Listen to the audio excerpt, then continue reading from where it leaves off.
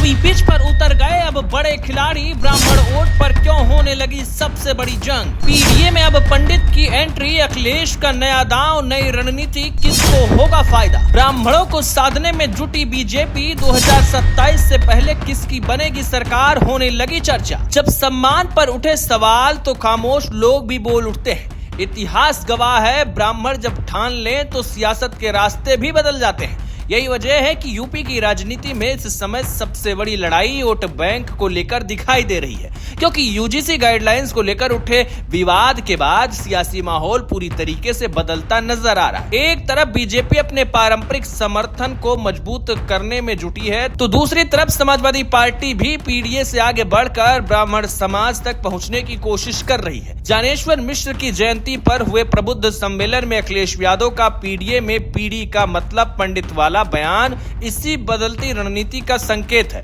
अब सवाल यही है कि आखिर 2027 की चुनावी पिच पर ब्राह्मण समाज इतना अहम क्यों हो गया है। यूजीसी विवाद से सियासत का रुख कितना बदला है और आखिर बीजेपी, सपा, कांग्रेस और बसपा चारों दल इस वोट बैंक को साधने में क्यों जुटे। आइए आपको पूरी खबर बताते हैं।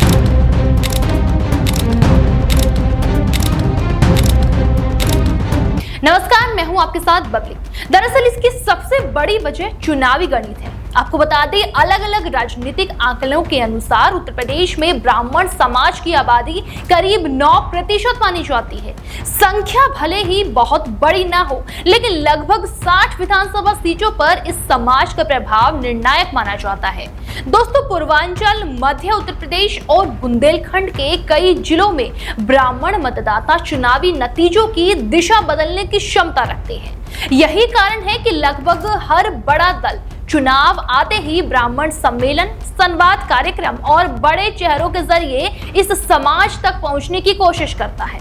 अगर पिछले चुनावों के आंकड़े देखें तो तस्वीरें और भी साफ हो जाती है।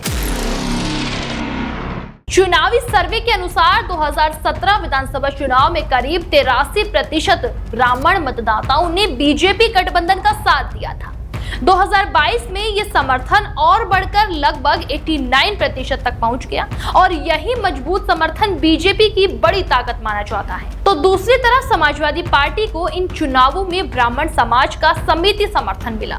ऐसे में अब अखिलेश यादव जानते हैं कि अगर 2027 में सत्ता तक पहुंचना है तो सिर्फ पीडीए का पुराना समीकरण काफी नहीं होगा और इसीलिए अब पार्टी स्वर्ण समाज, खासकर ब्राह्मणों तक पहुंचने की खुली रणनीति पर काम करती दिखाई दे रही है। दरअसल इसकी शुरुआत सिर्फ इस सम्मेलन से नहीं हुई। आपको बता दें, पिछले कुछ महीनों में समाजवादी पार्टी लगातार ऐसे कई संदेश देने की कोशिश करती रही जिन्हें ब्राह्मण समाज से जोड़कर देखा गया। परशुराम जयंती पर कार्यक्रम, वरिष्ठ ब्राह्मण नेताओं को आगे लाना, नेता प्रतिपक्ष के तौर पर माता प्रसाद पांडे की भूमिका, सांसद सनातन पांडे की सक्रियता और अब ज्ञानेश्वर मिश्र जयंती पर बड़ा प्रबुद्ध सम्मेलन, इन सभी कदमों को इसी रणनीति का हिस्सा माना जा रहा है। दोस्तों, पार्टी ये संदेश देने की कोशिश कर रही है कि सिर्फ पीडीए तक सीमित नहीं है, बल्कि सभी वर्गों को साथ लेकर चलना चाहती है। उधर बीजेपी भी इस वक्त माहौल को अच्छी तरह से समझ रही है। पार्टी का लगातार अपने कोर वोट बैंक को मजबूत बनाए रखने की कोशिश कर रही है। गैर यादव, ओबीसी, गैर जाटव दलितों के साथ साथ ब्राह्मण समाज को भी साधने की रणनीति पर तेजी से काम चल रहा है। और आपको बता दूं, हाल ही के दिनों में पार्टी के भीतर लगातार बैठकें हुई है, फीडबैक लिया गया है और कई ब्राह्मण नेताओं को अहम जिम्मेदारियां भी दी गई है। बीजेपी ये भी मानती है कि अगर उसका पारंपरिक समर्थन आधार एकजुट रहता है तो 2027 की राह काफी आसान हो सकती है और इसीलिए संगठन से लेकर सरकार तक लगातार संवाद बढ़ाने की कोशिश दिखाई दे रही है। ब्राह्मण समाज को लेकर चर्चा का एक कारण यूजीसी से जुड़ा विवाद भी बना। इस मुद्दे पर कुछ इलाकों में विरोध देखने को मिला और राजनीतिक दलों ने इसे अपने अपने तरीके से उठाया। विपक्ष ने इसे ब्राह्मण समाज की नाराजगी से जोड़ने की कोशिश की, जबकि बीजेपी ने लगातार संवाद और संगठनात्मक बैठकों के जरिए स्थिति संभालने का प्रयास किया। ये कहना जल्दबाजी होगी कि इसका चुनावी असर कितना होगा, लेकिन इतना जरूर है कि इस मुद्दे ने राजनीतिक दलों को ब्राह्मण समाज के बीच और ज्यादा सक्रिय होने पर मजबूर किया है। अगर इतिहास पर नजर डालें तो 2007 का चुनाव आज भी हर पार्टी के लिए सबसे बड़ा उदाहरण माना जाता है। उस समय मायावती ने दलित ब्राह्मण सोशल इंजीनियरिंग का फॉर्मूला अपनाया था, सतीश चंद्र मिश्रा को प्रमुख ब्राह्मण चेहरे के रूप में आगे किया था और पूरे प्रदेश में ब्राह्मण सम्मेलन हुए और उसी रणनीति ने बहुजन समाज पार्टी को पूर्ण बहुमत तक पहुंचाया था।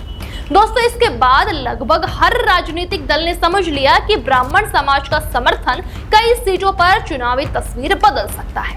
कांग्रेस भी लंबे समय तक ब्राह्मण नेतृत्व वाली पार्टी मानी जाती रही और उसने प्रदेश को कई बड़े ब्राह्मण मुख्यमंत्री भी दिए, यानी नए वोट बैंक हमेशा से राजनीति का अहम केंद्र रहा है। अब 2027 का मुकाबला इसी तरह से और भी दिलचस्प होता जा रहा है। एक तरफ बीजेपी अपने मजबूत सामाजिक गठजोड़ को बनाए रखने में लगी है, तो दूसरी तरफ समाजवादी पार्टी पीडीए के साथ स्वर्ण समाज को जोड़ने की कोशिश कर रही है।